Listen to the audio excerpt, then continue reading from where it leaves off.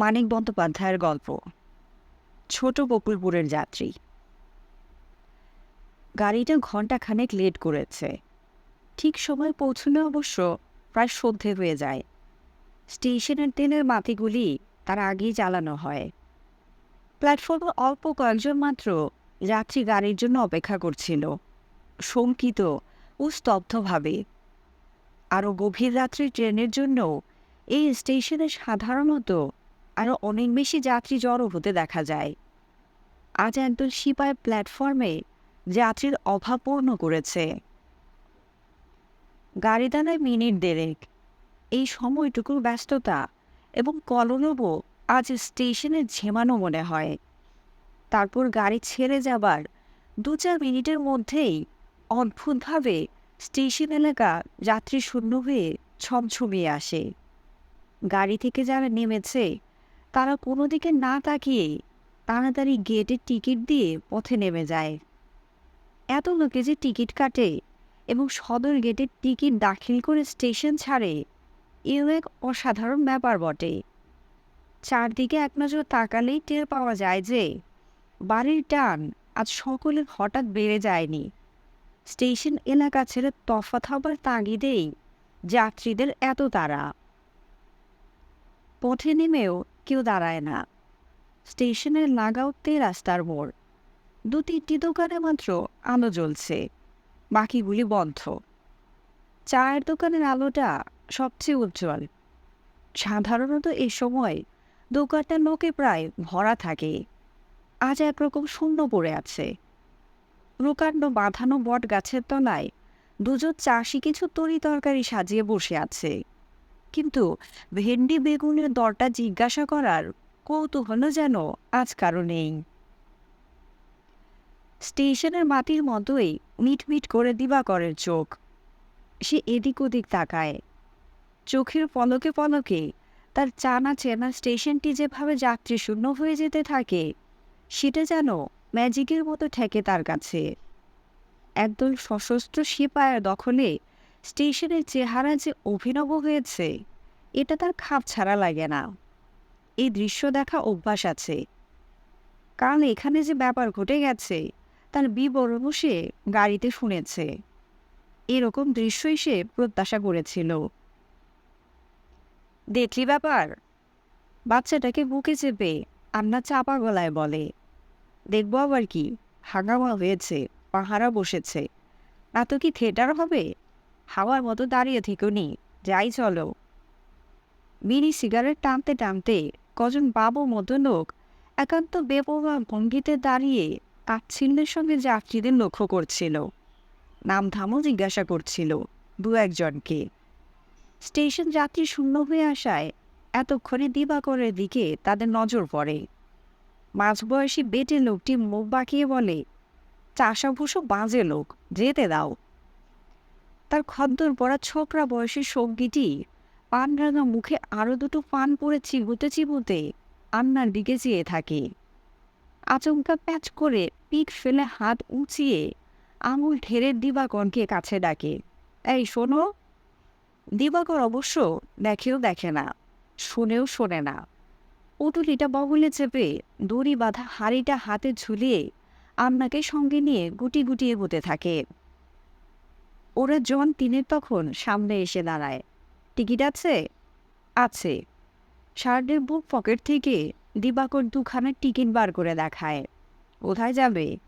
আগে ছোট বকুলপুর যাব। শুনে তারা যেন একটু চমকে যায়। মানখুর ছোকরা আবার প্যাচ করে খানিকটা পিক ফেলে। গতকালের হাঙ্গামায় প্ল্যাটফর্মের লাল কাকরে খানিক রক্তপাত ঘটেছিল। ছোড়া যেন পানের পিক দিয়েই তার জের টেনে প্ল্যাটফর্মটা রাঙা করে দিতে চায়। দিবাকরও পান ভালোবাসে। রাস্তায় পুরো ৪ পয়সার তৈরি পান কিনেছে। কাগজের ঠোঙাটা বার করে সেও একটা পান মুখে পুড়ে দেয়। লোকগুলির এত কাছে দাঁড়ানোর জন্যই বোধ হয় পানটা তার একটু তেতো লাগে।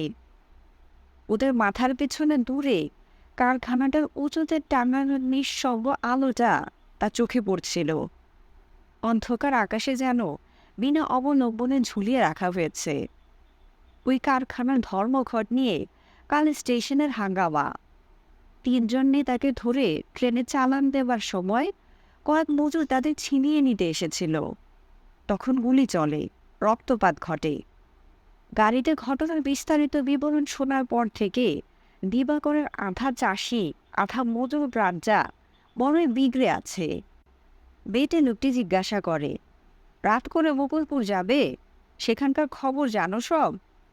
দিবাকর নির্লিপ্তভাবে বলে, খবর জেনে এসেছি বাবু। আত্মীয় কুটুম আছে সেথা। খবর নিতে এসেছি, তারা বেঁচে আছেন না স্বাধীন হয়েছেন। বেটে বলে, ও বাবা, তোমার দেখি চ্যাটাং চ্যাটাং কথা। না বাবু, গরিব মানুষ, কথা কোথা পাবো? তে মাথার পাশে দুটি খোলা গরুর গাড়ি মুখ থুবড়ে পড়ে আছে। কাছে মাটিতে শুয়ে জামুল কাটছে একজনের শীর্ণ ও শান্ত বদন। স্টেশনের সামনে সাধারণত ২-৩টি ছ্যাঁকড়া ঘোড়ার গাড়ি দাঁড়িয়ে থাকে। ঘোড়া যত প্রাচীন, গাড়িগুলি ততোধিক। বেদার খাটার ভয়ে গরিব গারোয়ানেরা আজ গাড়ি বার করেনি। গাড়ি চেপে শ্বশুরবাড়ি যাবার মতো বড়লোক দিবাকর কোনোদিন ছিল না। আজ কিন্তু সে ঘোড়ার গাড়ি চেপেই যেত। আন্নার রূপার গয়না বাধা দিয়ে এই উদ্দেশ্যেই সে টাকা জোগাড় করে এনেছে। ছোট বকুলপুর পৌঁছতে রাত হবে, এটা জেনেই তারা রওনা দিয়েছে। তবে রাত করে মেয়ে ছেলে আর শিশু নিয়ে ৩ মাইল রাস্তা পাড়ি দিতে ঘোড়ার গাড়ির আশাটা ছিল। এখন ভরসা গরুর গাড়ি। গাড়োয়ান কই হে? দিবাকর ডাকে। ২ গাড়ির ২জন মালিকেরই আবির্ভাব ঘটে। আচ্ছা, আমার মনে হয় একজন যেন পুরনো বট গাছটা, এবং অন্যজন দোকান ঘরের বেড়া ভেদ করে কাছে এসে দাঁড়ালো। তাদের তাড়া নেই, গরুর গাড়িতে কম্পিটিশনও নেই। ধীরে সুস্থে তারা জানতে চায় দিবাকরেরা কোথায় যাবে। ছোট বকুলপুর শুনে যারা দুজনেই ঘাড় নাড়ে। ওরে বাবা, রাত্রিবেলা ছোট বকুলপুর কে যাবে? যেখানে সৈন্য পুলিশ গ্রাম ঘিরে আছে, রীতিমতো লড়াই চলছে। ৪ জনেই তারা সম্মুখে পথটার দিকে তাকায়। ছোট বকুলপুরের এ রাস্তা কিছুদিন গিয়ে পাক নিয়েছে, কিন্তু সে পর্যন্ত এখন নজর চলে না। মনে হয় বিপজ্জনক অন্ধকারে বুঝি পথটা হারিয়ে গেছে। বাঁ হাতে কোলের বাচ্চাটাকে সামলে ডান হাতে আন্না দিবাকরকে এক পা পিছু ঠেলে দেয়। নিজে এগিয়ে দায়িত্ব নেয়। ওখান তক নাইবা গেলে বাবা, যদ্দূর যেতে চাও নিয়ে চলো, বাকি রাস্তা মোরা হেঁটে যাব, ভাড়া ঠিক মতো পাবে।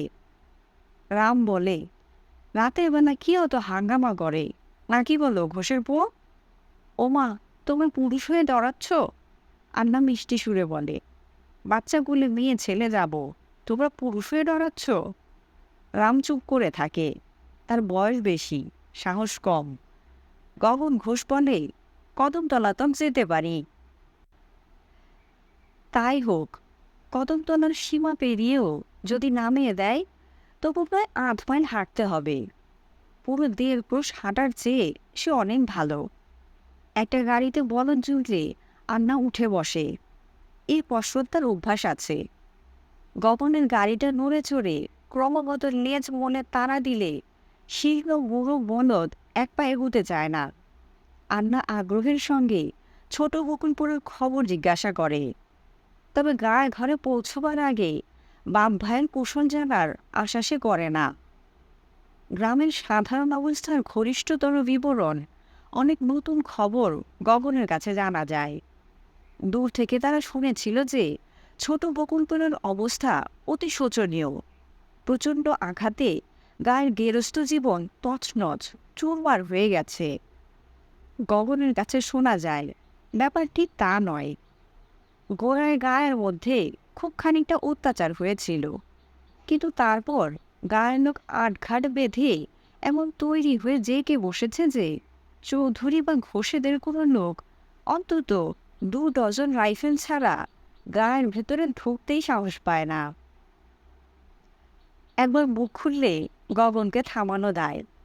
গরুর লেজ মোলে মোলে মুখে গরু তাড়ানোর অদ্ভুত আওয়াজের ফাঁকে ফাঁকে সে চারদিকের অবস্থা বর্ণনা করে যায়। তার মতে কলিযুগ সত্য এবার শেষ হতে চলেছে, সমস্ত লক্ষণ থেকে তাই মনে হয়। নইলে রাজায় প্রজায় এমন যুদ্ধ বাঁধে? ওরা কলির পাপী লোক, এ লড়াইয়ে ওরা মরব, ওদের ছেলে পুলেরা ফের সত্য যোগ করবে। অন্ধকার নিস্তব্ধ পথে বেশ সরগুন তুলেই গাড়ি চলে। রাস্তার ধারের কোনো কোনো ঘরের বেদখল দাওয়া থেকে মাঝে মাঝে টর্চের আলো এসে পড়ে গাড়িতে। ওর গম্ভীর কণ্ঠে প্রশ্ন আসে, কে যায়, কোথা যাবে? গগন জবাব দেয়, স্টেশনে ট্রেনের মেয়ে ছেলে, কদমতলা যাবে।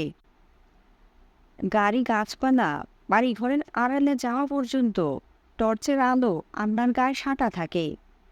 ট্রেনের প্যাসেঞ্জার নিরীহ নির্দোষ মেয়ে ছেলেই যে যাচ্ছে গাড়িটাতে, সেটা যেন যতক্ষণ সম্ভব প্রত্যক্ষ করা চাই। এই অঞ্চলে ঘন বসতি, গায়ে গায়ে লাগানো বড় বড় গ্রাম। তবু এখন সন্ধ্যা রাত্রে রাস্তায় প্রায় লোক চলাচল নেই। গিয়ে লোকের পথ চলাও খাপ ছাড়া রহস্যময় হয়ে উঠেছে। এই পথ ধরেই গ্রাম থেকে গ্রামান্তরের লোকে পাড়ি দেয়। আজ যেন চারিদিকে সকলেরই দীর্ঘ পথ হাঁটার প্রয়োজন ফুরিয়ে গেছে। রাস্তার পাশ থেকে আচমকা হয়তো একজন রাস্তায় উঠে আসে। জোরে জোরে পা ফেলে খানিকটা এগুতে না এগুতেই আবার রাস্তার ধারের অন্ধকারেই মিশিয়ে যায়। মাত্র দুটি লোকের এরকম টুকটাক খুচখাচ খুচরো চলাফেরা প্রয়োজন নির্জনতা ও স্তব্ধতাকে আরো বেশি অস্বাভাবিক করে তোলে। কদমতলায় মস্ত ছাউনি পড়েছে। চোখ তুলে সেদিক চেয়ে গগন মাথা চুলকায়। যাব নাকি এদিক দিয়ে ছোট বকুলপুর তক? গগন অনুমতি চাওয়ার সুরে বলে, দিবাকরেরাই যেন তাকে যেতে বারণ করেছে। চলো যাই মেয়া, তোমায় নিয়ে যাই, মাঝ রাস্তায় কেমন করে নামিয়ে দিই বলো? আমরা খুশি হয়ে অন্তরে কৃতজ্ঞতা জানিয়ে বলে, ভগবান বুক পোড়া এক চোখ কানা, নইলে তোমার নতুন গাড়ি হতো বাবা, জোয়ান বলদ হতো। ছোট বকুলপুরের প্রান্ত ছুতে ছুতে একেবারে তিনটে টর্চের আলো গরুর গাড়িতে এসে পড়ে। কিছু হাঁকডাক শোনা যায়, বেশ বোঝা যায় গায়ে ঢোকবার মুখে যারা পাহারা দিতে গিয়ে বসেছে, বিদ্রোহী গ্রামটিকে বাইরের জগৎ থেকে বিচ্ছিন্ন করে রাখতে।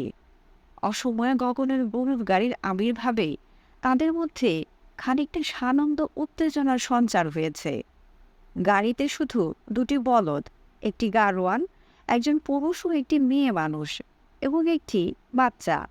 সুতরাং ভয়ের কোনো কারণ নেই। দেখতে দেখতে 7-8 জন গাড়িটা ঘিরে ফেলে। টুপিটা ঠিক করে বসাতে বসাতে মাঝবয়সী মোটা লোকটি, সেই বোধ হয় বেসরকারি দলপতি, গম্ভীর গলায় বলে, কোথা থেকে আসছো? গগন বলে, স্টেশনের ট্রেনের প্যাসেঞ্জার আজ্ঞা। শাট আপ, তোকে কে জিজ্ঞেস করেছে? তোমার নাম? ওর নাম দিবাকর দাস। বাপের নাম? কোথায় থাকো, কি করো, এদিকে এসেছো কেন? বাপের নাম মনোহর দাস, তেনার সঙ্গে গেছেন 53 মন্বন্তরে। রোগ ব্যারাম কিছু নয়, উপোস দিয়ে মৃত্যু। হাওয়ায় থাকি, ঘনশ্যাম বেটেন্ট কারখানায় মজুর খাটি। এদিকে হাঙ্গামা শুনলাম, বউ কাঁদতে লাগলো যে তার বাপ ভাই মরেছে না বেঁচে রয়েছে।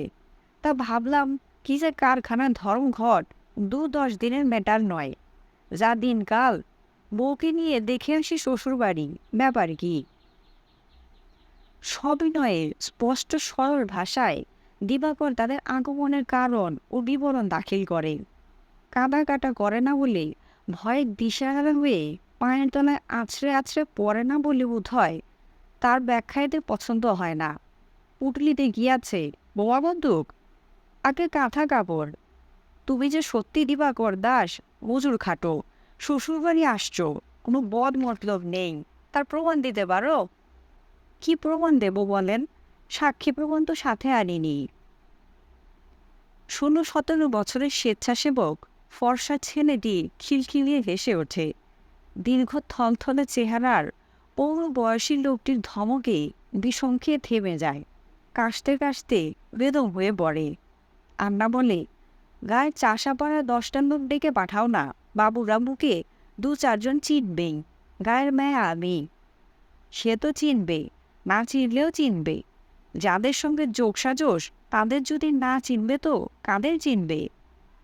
আন্নান দিবাকরের কানে কানে বলে, গায়ের নোম ডাকতে ডরাচ্ছে, জানো? দীর্ঘ থলথলে লোকটি আঙুল উঁচিয়ে বলে, এই, কানে কানে কি কথা হচ্ছে? চুপি চুপি সলা পরামর্শ চলবে না, খবরদার। গায়ে যাওয়া কি বারণ বাবু? 144 রটিয়েছ? দিবাকর প্রশ্ন করে। কদম ছাটা চুল, লম্বাটে মাথা, পাঞ্জাবি গায়ে বয়াটে চেহারার ছোড়াটা বলে, বারণ কেন?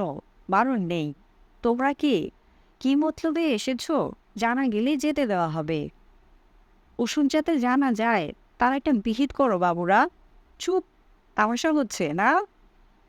ধমকানি চোটে দিবাকরেরা চুপ হয়ে যায়। বাচ্চাটা কোকিয়ে কেঁদে উঠে প্রতিবাদ জানায়। ওদের দিকে পিছন ফিরে বসে ছেলেকে শান্ত করতে করতে আন্না তাদের মন্তব্য ও পরামর্শ শোনে। আচমকা গরুর গাড়ির চেপে হাজির হয়ে তারা যে গুরুতর ও জটিল পরিস্থিতি সৃষ্টি করেছে তা নিয়ে মানুষগুলি রীতিমতো বিব্রত ও বেশ খানিকটা বিভ্রান্ত হয়ে পড়েছে। সঙ্গের জিনিস, বেশভূষার চেহারা দেখে আর কথাবার্তা শুনে সত্যি সত্যি টের পাবার জো নেই যে এরা সত্যিকারের নিরীহ সাধারণ গো-বেচারি চাষা মজুর মাঘ ভাতার ছাড়া অন্য কিছু নয়। কিন্তু সেটাই হয়ে দাঁড়িয়েছে দারুণ সন্দেহের কারণ। যে তাণ্ডব চলেছে ছোট বকুলপুরে কদিন ধরে, তাতে সত্যিকারের কোনো ভীরু মুখ্য ছোট লোক মাঘ ছেলের সঙ্গে নিয়ে সাথ করে কখনো তার মধ্যে আসতে চায়? তাও আবার হাঙ্গামার খবর জানবার পরে। বাজে লোকের এ সাহস হবে কোত্থেকে? তার চেয়েও বড় কথা, সন্দেহের কথা, চারদিকে এত রাইফেল বন্দুকের সমারোহ দেখেও ওরা মোটে ভরকে যায়নি। দিব্যি নির্ভয় নিশ্চিন্ত ভাব। একজন নিচু গলায় বলে, নিশ্চয়ই কোনো ডেঞ্জারাস লোক ছদ্মবেশে এসেছে। দীর্ঘ থলথলে লোকটি হুকুম দেয়, এই, জিনিসপত্র নিয়ে নামো। আর মুখের কথা খসতে না খসতে দুজনের দিবাকরকে ধরে টেনে নামিয়ে দেয়। উৎসাহ এবং উত্তেজনার আতিশয্যে একজনের হাত থেকে পড়ে গিয়ে মুখ বাঁধা মাটির হাঁড়িটা ভেঙে যায়। ছড়িয়ে পড়ে আধারি জল, আর তাতে কিলবিল করে গোটা 6 শিং মাছ। দিবাকর বসা করে বলে, দিলে তো বাবুরা, গরিবের পথির দফা বেড়ে দিলে তো। রুগী বউটা এখন খাবে কি? বলি, ওহে দিবাকর দাস, একজন গম্ভীর মুখে বলে, কারখানায় খেটে খাও বললে না? কুলি মজুরের বউরা কবে থেকে শিং মাছের ঝোল খাচ্ছে হে? 500 টাকা শিং মাছের শের। শিং মাছ খাওয়া ওদের বারণ আছে নাকি বাবু? এ ফোড়নের অপমানে ক্রুদ্ধ হয়ে এসে গর্জন করে ওঠে, শাটাম বেয়াদব। পোটলাটা খুলে তন্ন তন্ন করে খোঁজা হয়। তাতে একটা অঘটন ঘটে যায়। আন্নার বাচ্চাটা রাস্তায় 2-1 বার পায়খানা করেছে। নোংরা ন্যাকড়া দলা পাকিয়ে আন্না পুটুলির মধ্যে রেখেছিল। ঘাটতে যাওয়ায় অনুসন্ধানের হাতে ময়লা লেগে যায়। গন্ধে ও স্পর্শে রাগ চড়ে যাওয়ায় বেহিসাবের মতো পুটলিটাতে সে বল শুট করার মতো লাঠি মেরে বসে। ফলে কাদার মতো তরল পদার্থ খানিকটা তার পায়েও লাগে। ছিটকে বন্দুকের গায়েও একটু আধটু লেগে যায়। গাড়িতে বিছানো বিচালি তুলে ছেঁড়া বস্তাটা ভাঁজ খুলে খোঁজার পর গমন আর দিবাকরের গা খোঁড়া হয়। দিবাকরের শার্টের পকেট থেকে বার হয় পানের মোড়কটা। বাহ, সাজা পান, এ তো একটা। 3টি পান অবশিষ্ট ছিল।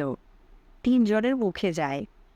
পান চিবোতে চিবোতে একজন লণ্ঠনের আলোয় পান মোড়া ছাপানো কাগজটার দিকে এক নজর তাকিয়েই যেন বৈদ্যুতিক শখে চমকে ওঠে। কাগজটা ভালো করে মেলে ধরে বিস্ফারিত চোখে বড় হরফের হেডলাইনটার দিকে চেয়ে থাকে। ছোট বকুলপুরের সংগ্রামী বীরদের প্রতি। নিগুড় আবিষ্কারের উত্তেজনায় কাপা গলায় চেঁচিয়ে ওঠে, পাওয়া গেছে, ইশতেহার পাওয়া গেছে। ইশতেহার? তাই বটে, বিপজ্জনক ইশতেহার। যদিও দৌড়ে মুচড়ে চুনার পানের রসে মাখামাখি হয়ে গেছে, তবু চেষ্টা করে আগাগোড়া পড়া যায়। পড়তে পড়তে চোখ খুব কপালে উঠে যায়। তবু তারা স্বস্তির নিঃশ্বাস ফেলে। আর শূন্যে হাতড়াতে হবে না, মন গড়া সন্দেহ সংশয়ে জর্জরিত হতে হবে না। একেবারে অকাট্য প্রমাণ পাওয়া গেছে হাতের মুঠোয়। এবার ষড়যন্ত্র ফাঁস হয়ে যাবে। এই ইশতেহার পেলে কোথা? প্রশ্নটার যেন স্বাদ আছে, এমনিভাবে আরামে জিভে জড়িয়ে জড়িয়ে উচ্চারণ করা হয়। ইশতেহার? ইশতেহারের তো কিছু জানি না। 4 পয়সার পান কিনলাম, পানওয়ালা ও কাগজটাতে জড়িয়ে দিল। পানওয়ালা জড়িয়ে দিল, না তুমি ভেবে চিন্তে পান কিনে ইশতেহারটাতে জড়িয়ে নিলে? কেন? তা কেন করতে যাব? আর ঢং করো না, এবার আসল নাম বলো দেখি। বিমল করা রান্না পরস্পরের মুখের দিকে তাকায়।